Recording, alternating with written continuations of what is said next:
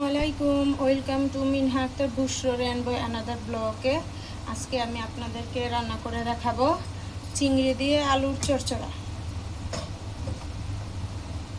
চিংড়ি দিয়ে আলুর চচ্চড়া এটা আমার বাচ্চারা সবাই খুবই পছন্দ করে। ভাত দিয়ে খেতে ভালো লাগে, আবার মুড়ি দিয়ে খেতেও ভালো লাগে।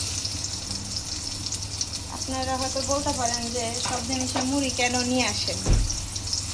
আসলে এক একজনে এক এক ধরনের জিনিস খেতে পছন্দ করে, ভালো লাগে।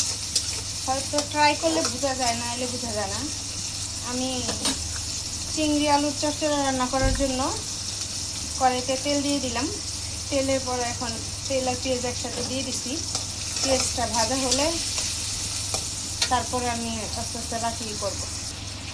পেঁয়াজটা ভাজা হয়ে আসছে, এখন দিয়ে দিব আমি হলুদ মরিচের গুঁড়া।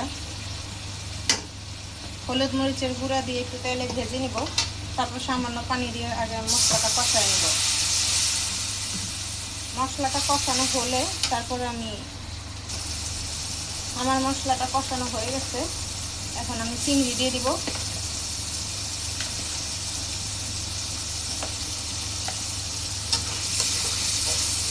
চিংড়িটা দিয়ে অল্প মশলাটা কষায় নেব।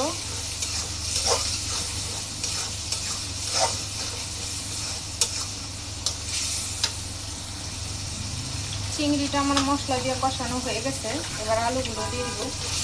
আলু আগে কুচি করে নিচ্ছি আমি।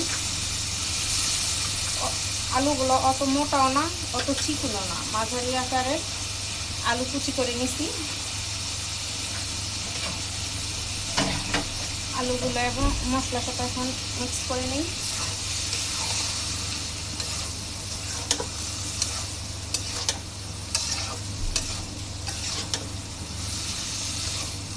এখন আমি দিয়ে দিব পানি। আমি চিংড়ি আলুর চচ্চড়ায় জল দিয়ে দিছি যাতে আলুটা সিদ্ধ হয়। এই পানি একটুও থাকবে না, সবগুলো পানি শুকাবে। এখন আমি দিয়ে দিলাম কাঁচামরিচ,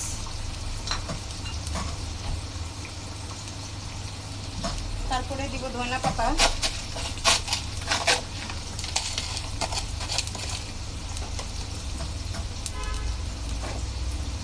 তারপর দিব পরিমাণ মতো লবণ স্বাদ অনুযায়ী। এখন আমি এই সবগুলো একসাথে নাড়া দিয়ে মিশিয়ে দেব। মিশানোর পরে এই সবগুলো পানি শুকাবে, আলুটা সিদ্ধ হবে। আর চিংড়ি আলুর চচ্চড়াটা হয়ে গেছে, এই যে দেখেন কালারটাও কত সুন্দর হয়েছে চিংড়িগুলা। এটা খেতে খুবই ভালো লাগে, আপনারা বাসায় ট্রাই করে দেখবেন। ভালো লাগলে দেখবেন, খেয়ে খুবই ভালো লাগবে। আমার ভিডিওটা ভালো লাগলে লাইক কমেন্ট শেয়ার করবেন এবং সাবস্ক্রাইব করবেন। আমার পাশে থাকবেন। আসসালামু আলাইকুম, আল্লাহ হাফেজ।